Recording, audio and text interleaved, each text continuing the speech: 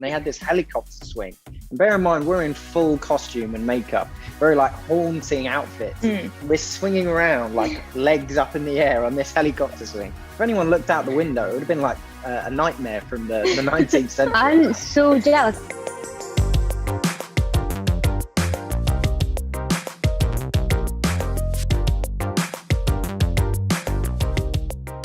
Jojo. Me? Yeah, for sure. Oh damn! But not in scene though. Like that's like after the director said cut. What up, yo?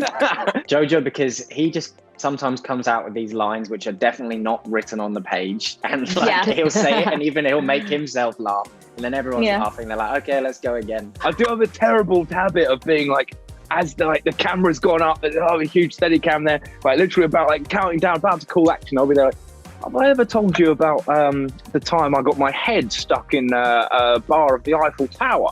And I'll launch it something, and action. Oh, right, okay.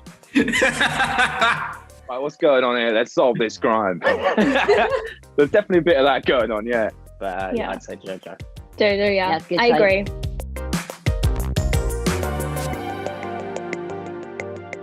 Oh, Darcy.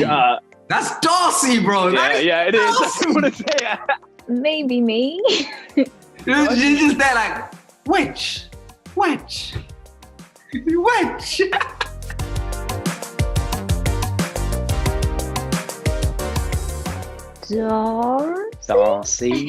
Darcy. Maybe. Yeah. That one probably is me. I'll take that one. I'm going to call it myself. It took us a little while, but we got there with the memes, you know? It didn't take us a while, man. It was 2 weeks in with the Woke Jafar. It was Woke Jafar. Miguel. You know, at the point in my life where I was like, no, maybe memes are cringe. Maybe they're not for me. Then I realised that they're for everyone. Jojo finds some really crazy, weird memes. I genuinely don't. I rap. can't explain to you. He just loves rats. He's a little rat boy. I'm just there posting posting memes in the background. Just rap memes. Rap memes in the background. Without any context or anything like that. Yeah. Just send a photo of a rat. He sent me a post once, and it was like, what rat are you? Instagram page, and they had my name as a rat, and he was so annoyed because he was like, Darcy, they've got your name, they don't have my name. I'm absolutely outraged. And I was like, I'm sorry, Jojo. I can't, if someone ever makes any irregulars memes, that is like ultimate. I mean, like number one bucket list, talking on MTV, obviously. Number two bucket list, irregulars memes.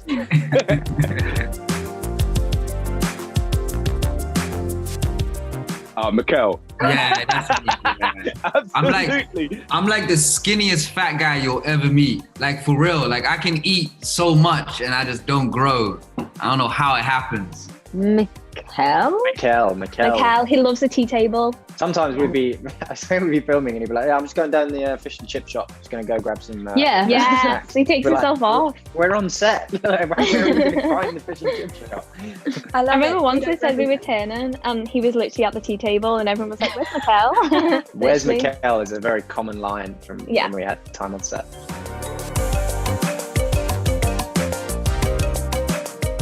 I feel like Jojo probably, but it just probably wouldn't make sense. Yeah, it wouldn't make any sense. Yeah, it'd be very inspiring to start with, and then I think he'd start going on his sort of like strange tangents that he seems to go on, and then it keep going, and then he'll be like, "What was I talking about?" So as long as you just listen to the 20-second snippet, it'll be inspiring. Yeah.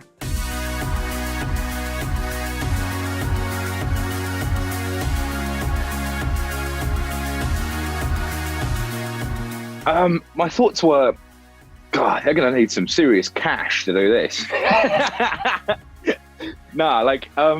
I was obviously like hooked. Like I'm a long time like Sherlock Holmes fan. You know, like my dad used to read me the books when I was a kid. But at the same time, I was like, is there really room for just another Sherlock series?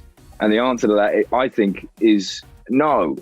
Which is why I think what we bring to it is something totally fresh and totally new. And you're sort of seeing the world of Sherlock Holmes told through from totally different eyes, you know, from a totally different perspective. So I read the script and was pretty obsessed pretty quickly. And then obviously I met Mikkel, for instance, and Johnny Allen, our director. And I was like, yeah, right, this feels really great. Yeah, and just to add on to what Jojo said, really, our version of Sherlock is a lot different, and obviously, The Irregulars is loosely based off the novels with the Baker Street kids and stuff. So, yeah, I think when I first read the script, I was super excited to get in and audition. I went in and we read a couple of times with Jojo and Johnny, our director, and I think there was a real sense of creating a universe, creating something fresh, something new. And yeah, that just really excited me, and I was definitely up for the challenge. And I think even until the read through, we only had the first episode. So I think I must have read it over about like 20 something times maybe. But I think it was just because it's so fast paced. There's so much going on all the time. It really keeps you hooked in. Yeah, I was very excited by it.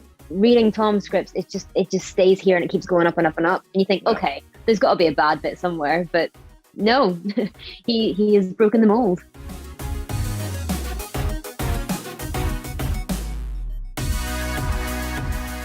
I think that what makes the characters very relatable is that all of us have like a super high level of emotional maturity, I think, which means that you can sort of see yourself in their shoes, I think.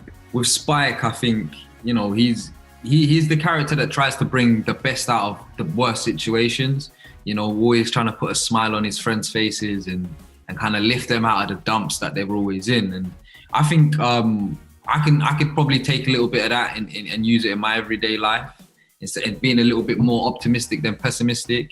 I really hope that I share the trait with Bea, that she really takes her time to figure out why people are the way they are. In episode 1, I think it is, we're talking about one of the monsters who are actually all very human, which I love. And someone says, oh, well, he's just crazy. And Bea says, no, it's too easy just to say that people are crazy. There's got to be something else. Something has made him this way. And I love that kind of empathy she has for people, and that awareness and drive to really understand people. So I hope that I share that with her. And it's something that has kind of been on my mind a lot more. I think the cool thing about The Irregulars is there's 5 different characters there, and they're 5 completely different characters, but they're all going through the same thing. And I think that's very relatable in life. And, you know, we're all different people, and we're all on our own journeys, but a lot of our stories are very similar. And we can relate to each other. So yeah, I hope when people watch The Irregulars, they see 5 different people that they can all relate to, or elements in them that they can all relate to.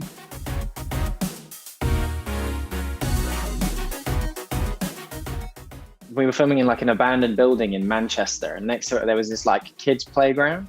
Oh, and, no. And we were like, oh, that's like a cool playground. And Darcy and I were like, should we just go into the playground, just like play around and like this stuff? And they had this helicopter swing. And bear in mind, we're in full costume and makeup, very like haunting outfits.